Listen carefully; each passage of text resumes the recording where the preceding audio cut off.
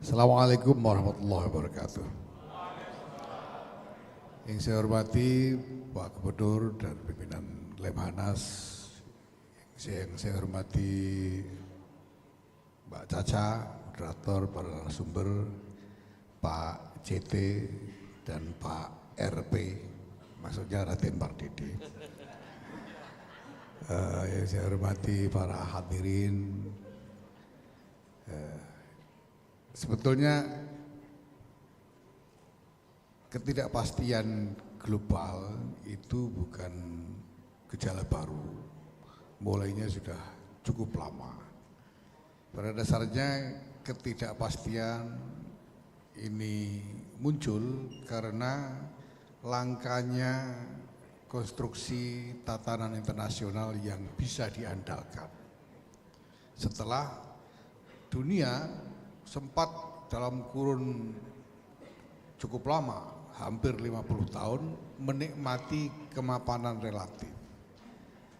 Sesudah Perang Dunia Kedua, masyarakat internasional itu mencapai satu konsensus yang unprecedented, belum pernah terjadi sebelumnya, tentang suatu tatanan internasional baru yang dituangkan di dalam apa yang kita kenal sekarang sebagai Piagam Perserikatan Bangsa-Bangsa, dan kemudian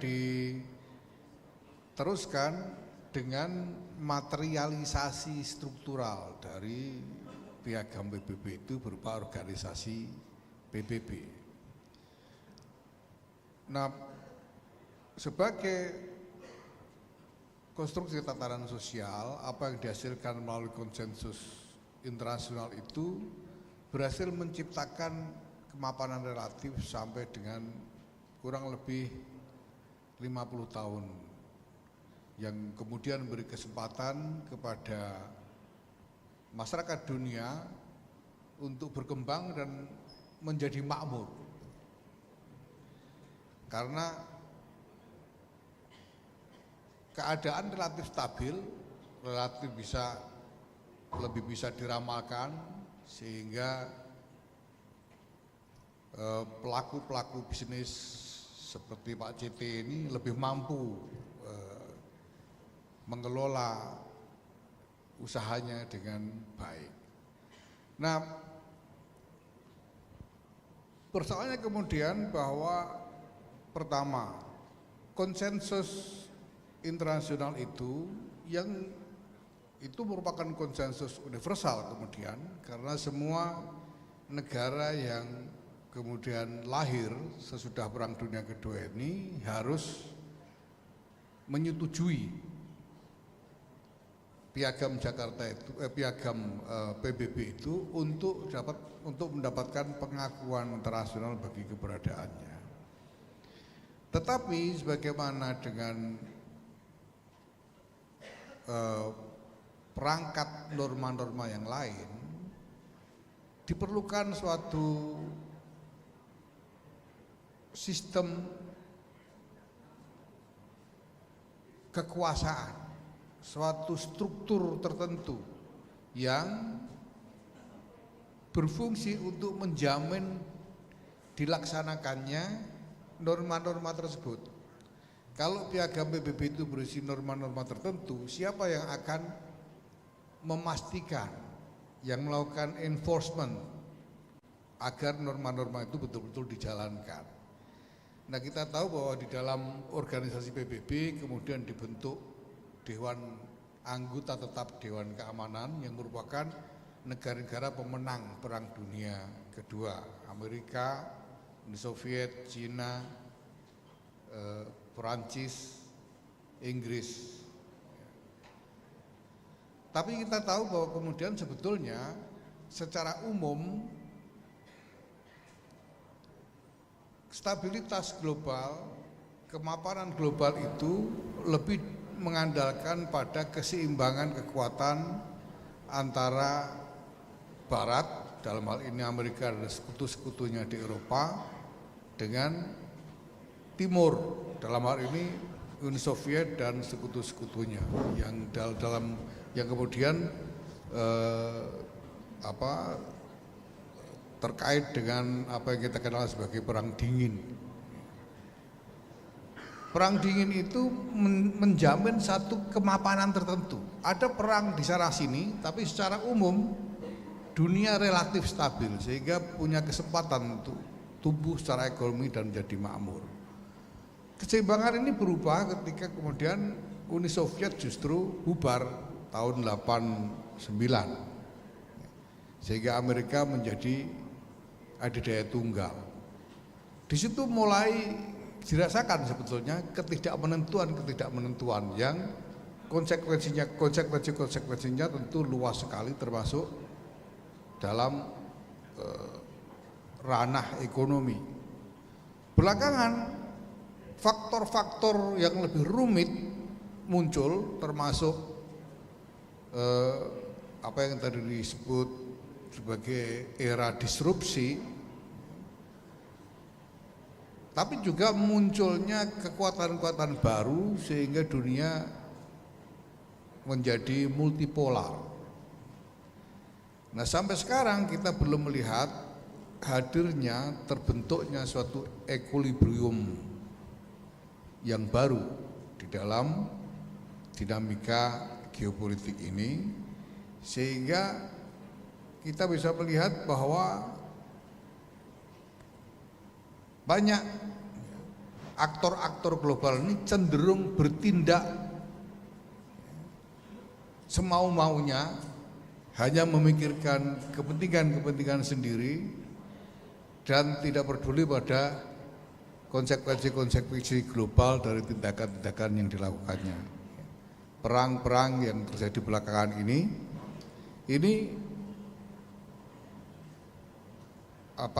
pecah karena dorongan kepentingan-kepentingan eksklusif dari pelaku-pelakunya dan tidak ada deterrent global untuk mencegah semua itu terjadi. Nah, Bapak Ibu sekalian yang saya hormati, sebelum masuk ruangan seminar ini tadi, di ruangan Pak Gubernur, kami sempat ngobrol sedikit. Memang keadaan hari-hari ini memang tidak mudah.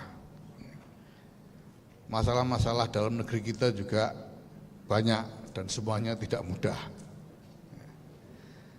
Nah, kita harus bergulat dengan semua itu. Sebetulnya sebelum berpikir tentang kemandirian, saya kira lebih dahulu kita harus berpikir bagaimana kita bisa bertahan di tengah berbagai kesulitan ini. Maka saya kira di tengah-tengah berbagai macam isu, perdebatan, ya, pertentangan di sana sini yang terjadi di tengah-tengah masyarakat kita, saya kira kita perlu membangkitkan bersama kesadaran tentang pentingnya survival bagi bangsa dan negara ini. Bahwa apapun yang terjadi, apapun yang kita hadapi, negara kesatuan Republik Indonesia ini harus survive. Tidak boleh gagal, tidak boleh bubar, harus terus tegak berdiri. Ini yang harus kita jadikan kesadaran bersama. Dan bahwa untuk itu kemudian berbagai pihak mungkin dituntut untuk membuat pengorbanan-pengorbanan. Kita harus bangkitkan juga kesadaran bahwa demi survival kita bersama, kita harus juga siap dan bersedia untuk memberikan pengorbanan-pengorbanan apabila diperlukan. Nah, selanjutnya saya kira kita tidak hanya dituntut untuk memikirkan urusan kita sendiri tanpa memikirkan bagaimana kita berkontribusi kepada masyarakat internasional untuk mencapai jalan keluar dari keadaan-keadaan yang sulit ini. Karena ini kesulitan global, ini masalah global. Dan saya kira karena banyak masalah-masalah domestik kita atau masalah yang menimpa diri kita ini sebetulnya juga berakar dari berbagai kesulitan global itu, kita juga harus berpikir tentang bagaimana kita bisa berkontribusi untuk mencari jalan keluar dari masalah-masalah global itu. Nah, dalam hal ini ada beberapa hal yang saya kira penting untuk diperhatikan, yaitu bahwa pertama, tatanan internasional ini sebetulnya memerlukan suatu paradigma yang sungguh-sungguh didasarkan pada konsensus dan bukan sekedar perimbangan kekuatan seperti yang selama ini terjadi. Selama ini stabilitas dan apa yang disebut sebagai harmoni global itu lebih banyak didasarkan pada perimbangan kekuatan. Karena ada kekuatan-kekuatan yang berimbang, yang satu menjadi deteren yang lain, sehingga konflik dan kekacauan dapat dikendalikan. Tapi kita butuh lebih dari itu, yaitu suatu tatanan yang didasarkan pada konsensus yang sejati, bahwa semua pihak setia kepada konsensus ini. Ini yang pertama. Dan kita mendapatkan pelajaran penting sekali sebetulnya tentang hal ini dari sejarah kita sendiri, bahwa NKRI ini juga didirikan, dibangun di atas pondasi konsensus. Dan kita dirahmati oleh Allah Subhanahu wa taala dengan sejarah yang membuat kita kemudian mampu kita mewarisi satu konsensus sejati yang memang kokoh sekali. Karena konsensus itu dibangun cukup lama. Kalau kita lihat dalam sejarah, sekurang-kurangnya sejak Sumpah Pemuda tahun 1928 sampai kemudian proklamasi lahirnya PBNU itu. Maksudnya Pancasila, Bhinneka Tunggal Ika, NKRI dan UUD 45 itu kan PBNU. Itu semua adalah konsensus. Dan konsensus itu bisa jalan untuk Indonesia ini. Tidak hanya semata-mata karena tekanan kekuatan atau kekuasaan, tapi ada yang memang sungguh-sungguh asli, genuine. Ada kehendak yang genuine untuk mempertahankan konsensus itu. Nah, saya kira tatanan internasional juga butuh hal semacam ini.